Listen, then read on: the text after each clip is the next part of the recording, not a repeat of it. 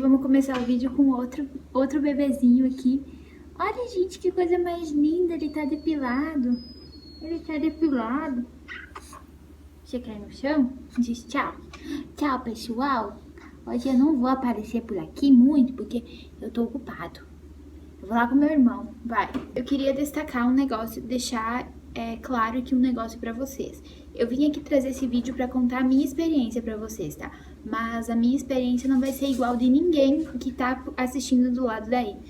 Meu organismo é diferente do de vocês, ninguém tem organismo igual, ninguém vai ter as mesmas experiências, alguma coisa vai ser diferente. Então eu espero muito que vocês compreendam isso e não fiquem colocando ideia na cabeça, sabe? Tipo assim, eu gostaria que fosse igual, ou a minha foi melhor, entendeu? Isso é uma coisa que varia de pessoa para pessoa e dificilmente alguma coisa vai ser igual.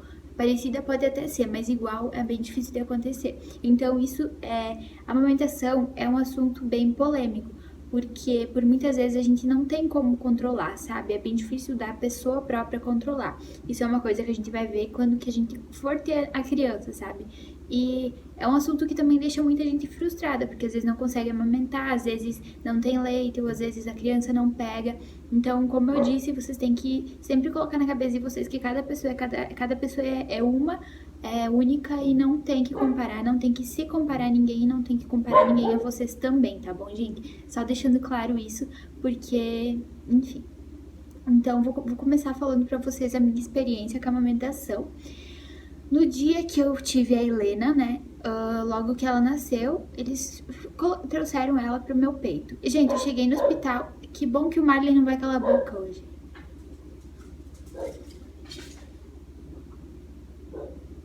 Então, gente, eu cheguei no hospital, eu ainda não tinha leite. Diferente de muitas mães que chegam lá já vazando, eu não tinha nada de leite, eu até apertava meu peito durante o banho pra ver se saía, não saía nada realmente. Então eu tinha um pouco de frustração na minha cabeça e pensamento que eu não ia ter leite, né? Aí leite é muito engraçado, vocês vão dizer o que é o sotaque dela, porque vocês falam leite, né? E eu falo leite, mas desculpem o meu sotaque. E aí, gente, eu cheguei lá e, enfim, fui fazer a cesárea e tudo mais, né? E a cesárea o teu corpo não entrou em trabalho de parto, então ele não vai liberar o hormônio do leite pra descer. E aí é uma coisa mais complicada.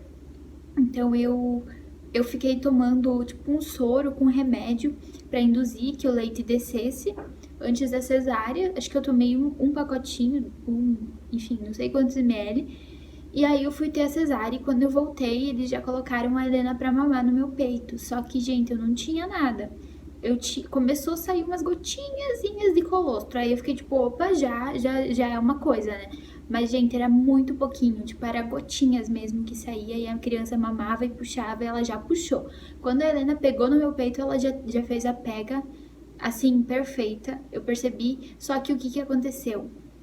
Ela não conseguia mamar, gente, porque eu tinha muito pouco, como eu falei, vinham gotinhas, e eu não tinha o bico do meu peito, então ela sofreu muito, muito, muito.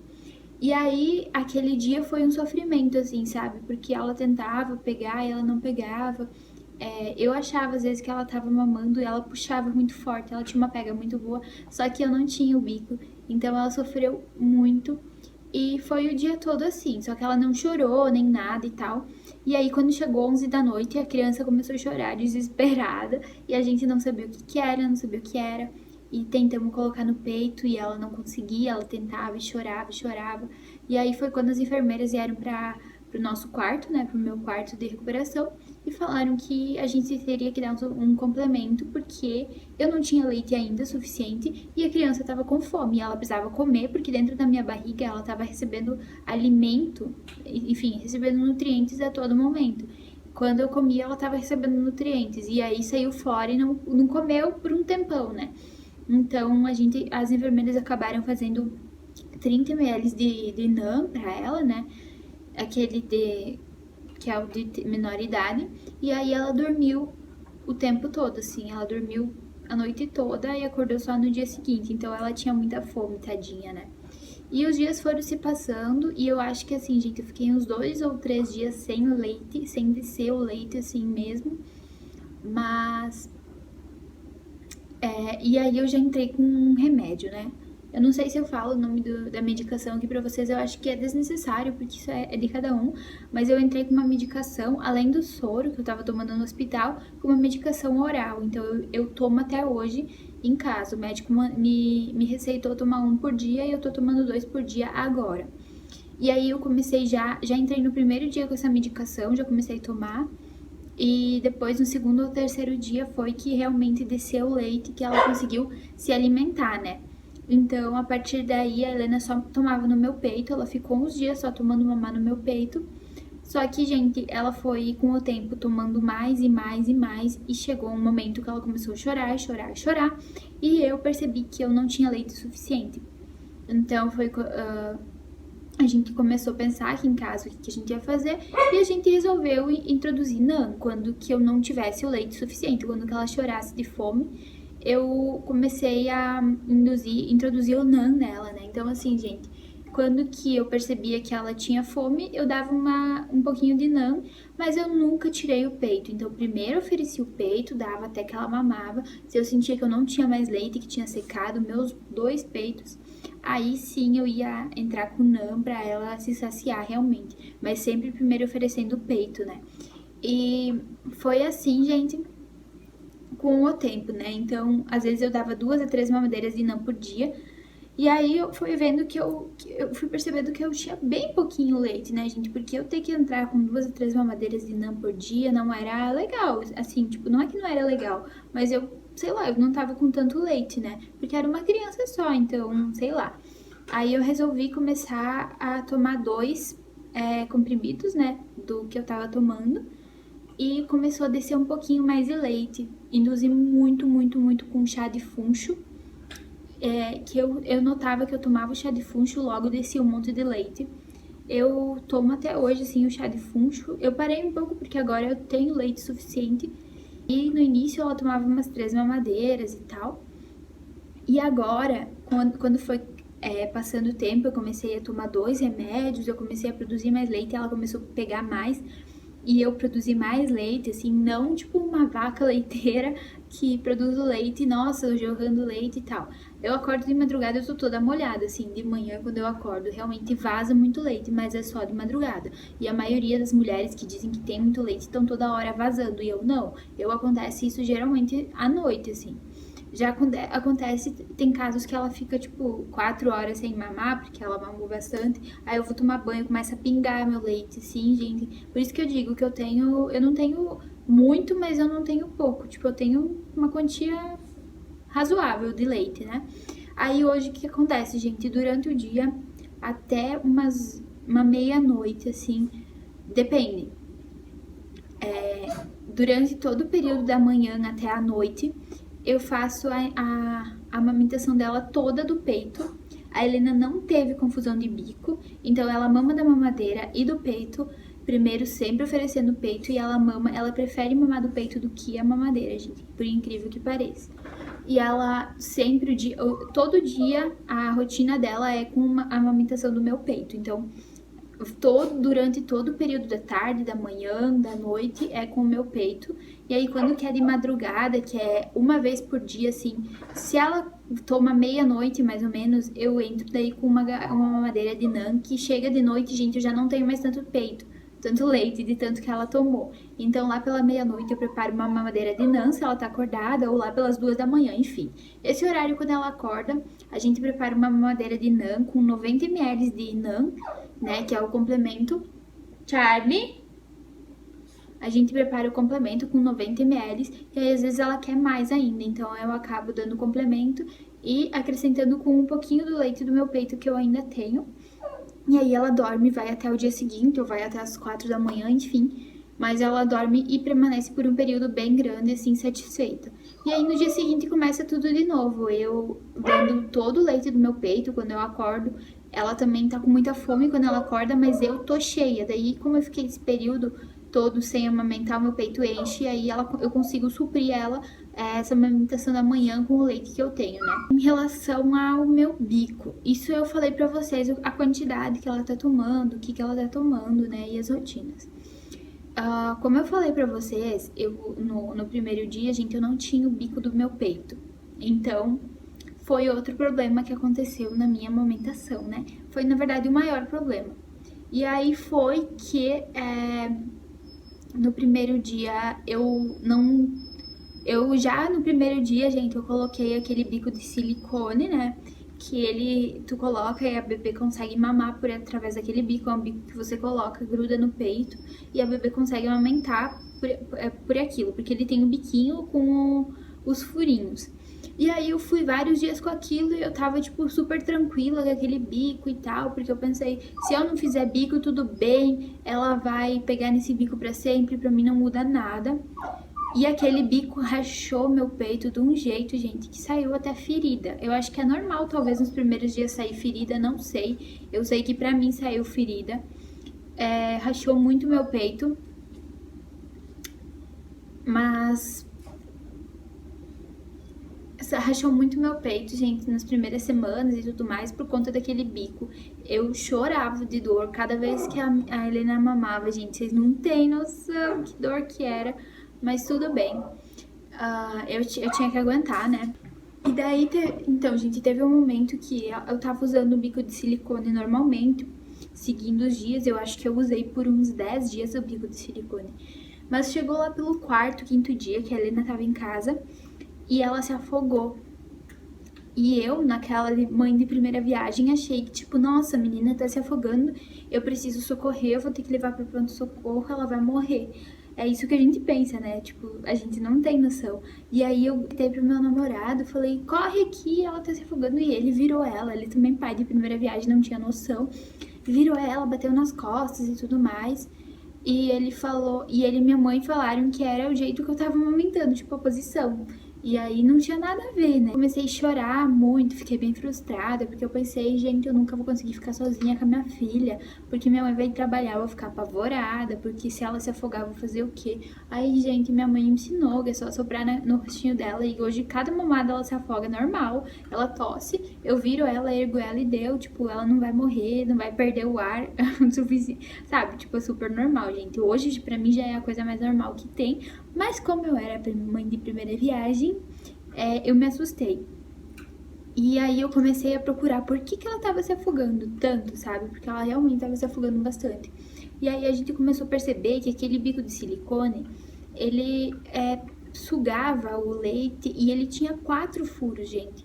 4 furinhos grandes. E o nosso bico, o nosso peito, ele só tem um. E aí aquele leite, ele ficava ali dentro preso. E aí quando ela puxava demais. Chega! E aí quando ela sugava, ela acabava sugando muito leite e se afogava. E aí foi quando a gente decidiu tirar esse bico de amamentação e tentar do meu peito. E a partir daí, gente, eu já fui criando mais e mais o meu biquinho. E hoje eu tenho meu bico, assim, muito de boa pra amamentar, ela pega super fácil. A Helena tem uma pega muito boa, desde o primeiro dia. Não tá dando pra esse cachorro. E aí eu consegui dar do meu peito, depois uns, sei lá, acho que 10 dias de vida dela, menos, gente. Eu consegui dar o leite direto do meu peito. Então hoje ela pega direto do meu peito, mama o dia todo com o meu leite, só à noite que ela entra com o complemento, né? Vocês me pediram também se dói amamentar. Gente, no início rachou todo o meu bico. Vocês pensam ver o bico do peito em carne viva. Então, sim, era carne viva, criou ferida. E é bem complicado, porque aí cada vez que ela puxa, meu Deus, eu vi as estrelas o tempo todo amamentando, sabe? Às vezes eu ficava tipo, meu Deus, será que até que idade que eu tenho que amamentar? Eu ficava realmente pensando que eu queria que chegasse logo 6 meses pra poder tirar o leite dela, gente, porque doía tanto que vocês não têm noção.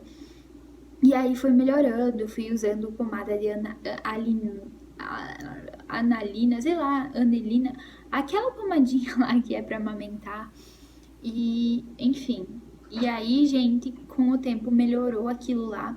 Melhorou muito depois que ela fez a pega no meu próprio bico, sem o bico de silicone, porque eu acho que enfim, não sei o que acontece, mas melhorou muito. E também, gente, o que eu ia falar? Em relação a empedrar, o meu peito não empedrou nada de leite ainda. por conta de que ele fica cheio de manhã, quando eu acordo ele é duro, bem duro, fica bem duro, mas não chega a empedrar e doer, que nem dizem, até agora não aconteceu, por conta de que eu realmente não tenho tanta produção, né? Então eu acho que é por conta disso. E eu queria deixar bem claro pra vocês que sim, gente, sabe, vai ter gente que vai falar, mas tu não devia dar complemento. Eu sei o que eu tô fazendo com a minha filha, então eu acho que cada um sabe o que é melhor pros seus filhos, né? Eu não vou deixar a menina passando fome se ela tem fome, então eu prefiro dar o complemento do que deixar minha filha passando fome. E até hoje ela não ficou doente, ela já tem um mesinho, ela não pegou nem gripe, não pegou nada. Eu sei que a melhor opção seria somente leite do meu peito, mas eu não tenho muito o que fazer, sabe? E eu tava conversando com outras mamães e elas me falaram também, uma outra guria daqui da cidade, que ela também não tem leite e cada vez que ela amamenta, ela complementa com um complemento, mas ela não tem culpa. Eu fiquei tipo, nossa, realmente, a gente não tem que ficar culpado, porque não é uma coisa que a gente escolhe isso, sabe? É uma coisa que acontece consequentemente. E é o único probleminha, assim, que eu tive que lidar. Mas hoje eu já não vejo como problema, porque é só uma mamadeira que eu tenho que dar pra ela também. E se eu não tivesse leite, eu daria muito também o NAN. E conheço muita gente que amamentou o filho só com NAN. E porque não teve leite, porque não conseguiu, né, gente? O que eu acho muito errado é tu ter leite, tu conseguir amamentar e não querer amamentar. Isso eu acho errado, mas se tu não conseguiu mesmo, ninguém tem culpa, a gente não tem que ficar se culpando, porque sim, isso pode dar um problema maior de saúde. Desculpem a qualidade do vídeo ter mudado um pouquinho, é por causa que eu tava sem memória mesmo, tive que pegar outra câmera. Então eu tava falando com vocês que a gente não deve se culpar, né, por conta disso. E assim, gente, eu pretendo amamentar até uns, sei lá, 9 meses, um aninho, né? Se eu conseguir, se eu não conseguir também, tudo bem. Eu entro depois com fórmula, com complemento, até os 6 meses é pelo menos a minha meta, né? Então, cada mês que eu for conseguir amamentar até o sexto, eu vou considerar uma vitória. Uma coisa que eu digo pra vocês, gente, muito que me ajudou muito a beber muita água. Porque beber água, o leite, ele vem da água, né? Então, o princípio ativo do leite é a água. Será que tá gravando? E aí, quando eu tomo água, tipo, o dia todo, eu percebo que eu tenho muito mais leite o dia todo. Então, eu aconselho vocês a tomarem água, a tomarem chá de funcho também, que é uma coisa que ajuda bastante. Comer coisas com carboidrato, como muita coisa com carboidrato, banana, frutas com carboidrato. Claro que eu não vivo me paçocando de pão, de bolacha, dessas coisas, mas tipo, frutas que tenham carboidrato, como abacate e tudo mais. Em relação à minha alimentação, eu não ia falar aqui, mas eu acho que é importante ressaltar pra vocês. Gente, eu tô me cuidando bastante, tá? Pra mim, não dá cólica nela. Então, desde o início, eu fiquei sabendo que não poderia tomar suco de laranja, comer laranja, bergamota, essas coisas eu tirei já. Não experimentei mais. Vinagre, essas coisas fortes. Eu tive experiência que eu já comi brócolis e deu cólica nela, eu não sabia. Já cortei também, porque ele dá gases, né, gente? Então, coisas que dá gases também não é bacana ficar tomando e comendo. E também, uma vez eu comi morango, e o morango também deu cólica, porque é uma fruta mais cítrica, então eu já tirei também. Foi as únicas experiências, até hoje a Helena não teve, tipo, cólica forte, então eu tenho que ficar a noite toda acordada, ela dorme, tipo, a noite toda, como eu falei, e eu não tive isso, foi cólicazinhas fragas, que eu dei remedinho, já passou, por conta de alguma coisa que eu comi que eu não sabia que fazia mal, tá? Mas eu evito comer tudo que falam que faz mal. Café eu tomo, descafeinado. Chocolate é uma coisa que eu percebi que pra ela não dá cólica, porque eu comi várias vezes já. Fui introduzindo aos poucos e vi que não dava nada, então hoje eu como chocolate e ela não tem cólica. Então isso também é uma coisa que varia de criança para criança. A gente tem que sempre experimentar o que a nossa criança vai ter a cólica ou não. Porque tem criança que não vai ter cólica de brócolis, por exemplo, a minha teve. Tem criança que vai ter cólica de chocolate, a minha não tem. Então isso varia muito, muito, muito, muito, tá, gente? Então por isso que eu digo, cada pessoa é cada pessoa, cada organismo é cada organismo, né? Então não tentem se basear em mim. Claro, procurem e tal, o que pode dar cólica, o que não pode. Come muito amendoim, não deu cólica pra ela, coisa que dizem que dá também. Então, tenham uma base, mas vão testando. Tipo assim, comi alguma coisa diferente, pode ser que dê cólica, vou ficar de olho. Deu cólica, não come mais, entendeu? Então, isso é uma coisa que eu tô fazendo e eu tô levando como experiência. Porque a Helena não tem quase cólica por conta de que eu tô me cuidando mesmo, tá? Gente, o vídeo de hoje foi esse. Eu espero que vocês tenham gostado, sabe? Se ficou alguma dúvida, eu posso vir e refazer ele daqui uns tempos. Eu acho que eu consegui deixar bem explicativo pra vocês, né? O que é o que eu. A minha experiência, a experiência da Helena. Então eu espero que vocês tenham gostado. A gente logo logo vai voltar com mais vídeos. E é isso, gente. Eu tô tentando atender todos os pedidos que vocês me mandam de fazer vídeo. Provavelmente, se você me pedir algum vídeo, logo logo vai aparecer aqui no canal, tá bom, gente? Então não deixe de se inscrever, me sigam lá no Instagram, sigam a Helena, tudo isso que vocês sabem que me ajuda muito. E até o próximo vídeo, gente. Um beijo e tchau!